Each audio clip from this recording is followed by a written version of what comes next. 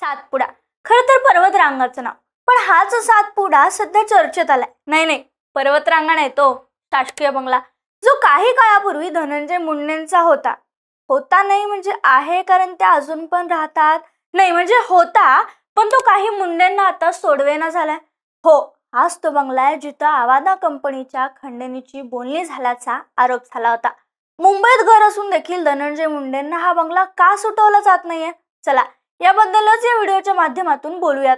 नमस्कार, मी संजना कट्टुकट मध्ये आपलं स्वागत. धनंजय मुंडे यांना डिसेंबर 2024 मध्ये त्यांच्या मंत्रिपदासोबत हा बंगला मिळाला. आता जर या बंगल्याबद्दल आपण बोलायला गेलो तर हा फोटो बघा. तसा म्हणजे मंत्र्यांना मिळणाऱ्या अनेक शासकीय बंगल्याच्या मानाने सातपुडा बंगला तसा लहानच आहे. मुंबईच्या मलबार हिल परिसरात असलेला सातपुडा हा बंगला तब्बल 4600 चौरस फूट जागेत पसरलेला आहे. हा बंगला ब्रिटिशकालीन वास्तुकलेच्या छटांनी भरलेला, मोठं अंगण, गर्द झाडांनी भरलेलं बागेचा आवार आणि समुद्राचं दर्शन घेणाऱ्या खिडक्या ही याची वैशिष्ट्य आहेत. इथं राहणं म्हणजे मुंबईतल्या सर्वाधिक प्रतिष्ठित सरकारी निवासाच्या यादीत नाव असणं. याच बंगल्यात खंडणीची बैठक झाल्याचा आरोप आमदार सुरेश दसांनी केला होता. ते म्हणाले होते, 14 जून रोजी वाल्मिक कराड, बिक्कड आणि शुक्ला यांची धनंजय मुंडे यांच्या बंगल्यावर बैठक झाली.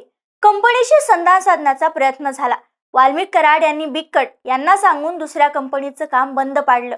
19 जून रोजी सातपुडा या बंगल्यावर बैठक झाली. 3 कोटी रुपयांची मागणी झाली. नंतर कंपनी 2 कोटी रुपयांना राजी झाली, असा आरोप सुरेश दसांनी माध्यमांशी बोलताना केला होता. आता या आरोपानंतर पुरावे देण्याचेही धस बोलले होते. मात्र याचं पुढे काय झालं, याचा तपास झाला की नाही हे मात्र स्पष्ट झालं नाही. एकनाथ शिंदे यांच्या मंत्रिमंडळात कृषी मंत्रीपद भूषवल्यानंतर मुख्यमंत्री देवेंद्र फडणवीस यांच्या मंत्रिमंडळात धनंजय मुंडे मंत्रिपदी विराजमान झाले. मात्र या पदावर आल्यापासूनच त्यांच्यावर मंत्रिपदाच्या वादाचं सावट घोंगावत राहिलं. या काळात बीडमधील संतोष देशमुख हत्या प्रकरणात त्यांचं नाव आलं. याशिवाय कृषी मंत्रिपदाच्या कार्यकाळात त्यांनी विविध घोटाळे केल्याचा गंभीर आरोप सामाजिक कार्यकर्ता अंजली दमानिया यांनीही केला.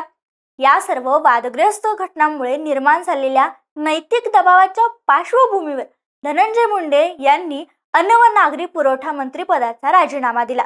मात्र हे सर्व आरोप सुरू असताना धनंजय मुंडे मात्र शांतच राहिले. कारण 2024 मध्ये त्यांच्यावर पित्ताशयाची शस्त्रक्रिया झाली होती, तर 2025 मध्ये डोळ्याची शस्त्रक्रिया पार पडली. त्यामुळे आरोपांच्या काळात ते सार्वजनिकरित्या फारसे दिसले नाहीत. जवळपास 200 दिवसांच्या या संपूर्ण कालावधीत आरोपांचा भडीमार होत असतानाही मुंडे यांनी कोणतेही प्रत्यक्ष उत्तर दिलं नाही. त्यावेळी शस्त्रक्रियेचं व विश्रांतीचं कारण पुढे करत आज त्यांच्या ताब्यात नसलेला तेव्हा असलेल्या सातपुडा बंगल्यात ते आराम करत होते की काय, आणि म्हणूनच आरोपांना उत्तर देऊ शकले नाहीत का, असा प्रश्न विरोधक आपोआपच विचारू लागलेत. आता या संदर्भात काही दिवसांपूर्वी तटकरेंच्या कार्यक्रमात बोलताना धनंजय मुंडे यांनी आपल्या मनातील गोष्ट उघड केली होती. ते म्हणाले, बऱ्याच दिवसांनी मी बोलतोय. न बोलण्याची डबल सेंचुरी माझी झाली आहे. 200 दिवस न बोलता काढलेत. या 200 दिवसामध्ये ज्या गोष्टी झाल्या त्यापैकी एक गोष्ट मला नक्कीच जिव्हारी लागली, ती म्हणजे आपल्या बीड जिल्ह्याची बदनामी, असं यावेळी धनंजय मुंडे म्हणाले होते.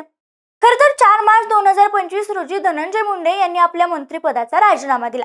आता नियमानुसार कसं आहे, जर एखाद्या मंत्र्यांना आपल्या पदाचा राजीनामा दिला तर 15 दिवसाच्या आत सरकारी बंगला जो त्यांना मिळालेला असतो तो रिकामा करणं अपेक्षित असतं. म्हणजेच 20 मार्च पर्यंत मुंडे यांनी सातपुडा बंगला सोडणं अपेक्षित होतं.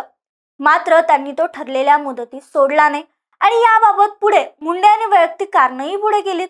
म्हणजे त्यांच्या आजारपणावर उपचारासाठी मुंबईत राहावं लागत असल्याने आणि लहान मुलीच्या ऍडमिशनचा प्रश्न असल्याने वेळ लागतोय. शिवाय याआधीही अनेक मंत्र्यांना अशाच कारणांसाठी मुदतवाढ देण्यात आल्याचंही ते सांगत होते. त्यामुळे सरकारकडे मुदतवाढीची विनंती केल्याचं स्पष्टीकरण या सगळ्या जेव्हा चर्चा झाल्या तेव्हा ते देत होते. आणि आपल्याकडं मुंबईत कुठेही घर नसल्याने आपण हा बंगला सोडला नाही असंही ते म्हणाले. म्हणजे तरीही 5 महिने सरकारी बंगल्यात राहणं शक्य आहे का? जे बंगला नसेल किंवा उपचार असतील किंवा अनेक कारणं असतील, हा प्रश्न कायम राहिला. कारण शाळाही सुरू झाल्यात आणि त्यांच्या शस्त्रक्रियेला आता 6 महिन्यापेक्षा जास्त महिने उलटलेत. मग त्या उपचाराचा कालावधीही संपलाय. याशिवाय मुंडे यांनी राजीनामा दिल्यानंतर 23 मे रोजी हा जो सातपुडा बंगला आहे तो मंत्रिपद मिळालेल्या छगन भुजबळ यांना देण्यात आला होता.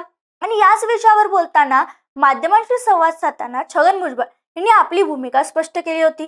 ते म्हणाले होते, मंत्रिपदाची शपथ घेतल्यानंतर सामान्य प्रशासन विभागाने मला 15 दिवसांनी पत्र दिलं की तुमच्यासाठी अमुक अमुक निवासस्थान देण्यात आलंय. आता राहायला जावं असं म्हटल्यानंतर एखादं घर खाली असेल तरच आपण तिथे राहायला जाऊ शकतो.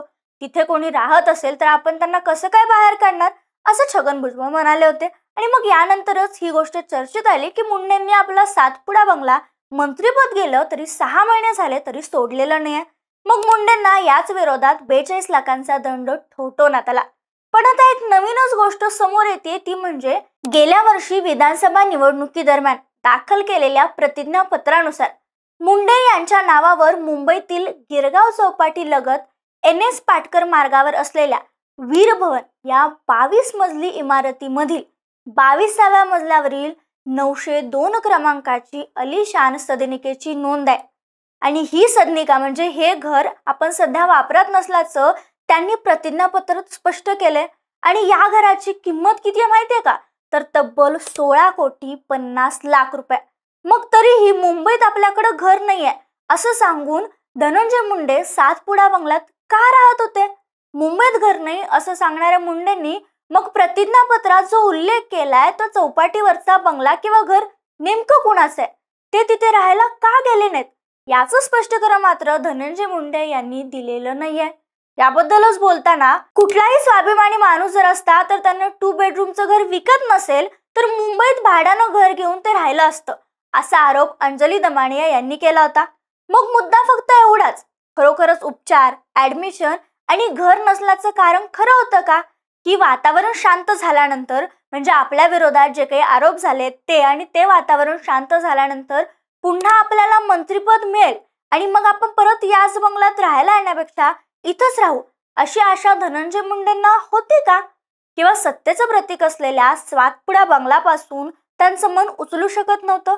हा प्रश्न अजूनही अनुत्तरित आहे आणि तो उत्तर मिळेपर्यंत सातपुड्याचं नाव वादात राहणार हे नक्की. मात्र तुम्हाला काय वाटतं, मुंबईत एवढं छान अलिशान घर असताना धनंजय मुंडे सातपुडा बंगल्यात का राहत होते आणि त्यांना सातपुडा बंगला का सोडवत नसावा? कमेंटमध्ये सांगायला विसरू नका. व्हिडिओ आवडला असल्यास लाईक शेअर करा आणि आवर्जून कट टू कटला सबस्क्राईब करा.